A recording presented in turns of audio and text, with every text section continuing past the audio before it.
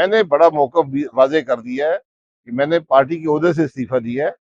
मैंने जिंदगी में पार्टी का ओहदा मेरे पास नहीं था। 2019 में मुझे नामजद किया गया सीनियर वाइस प्रेसिडेंट।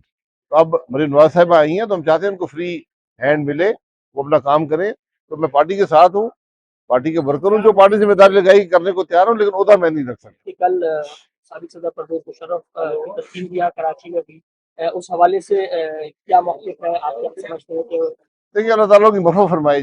बाकी वो तारीख के हिस्सा है, तारीख ही उनको जज कर सकती है। ओवरऑल आप आम इंतखाबात कब देख रहे हैं कि कब आम इंतखाबात अपने वक्त में होंगे, ये अक्टूबर में होंगे। आम इंतखाबात सूबाई के पहले हो जाएंगे, क्योंकि असम्बली तहलील कर दी गई हैं, 2 सूबाई असम्बलियाँ। खान साहब का फ्यूचर देख रहे हैं कुछ आप? खान साहब का फ्यूचर खान साहब के हाथ में है।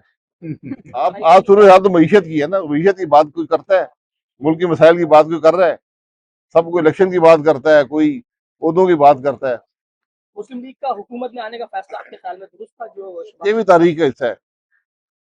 दुरुस्त है नहीं था, क्योंकि अगर हुकूमत ना आती तो और क्या होता पाकिस्तान में, इसका तो इल्म नहीं है ना हमें, क्योंकि कोई इदारा भी इमरान खान से बात करने को तैयार नहीं था।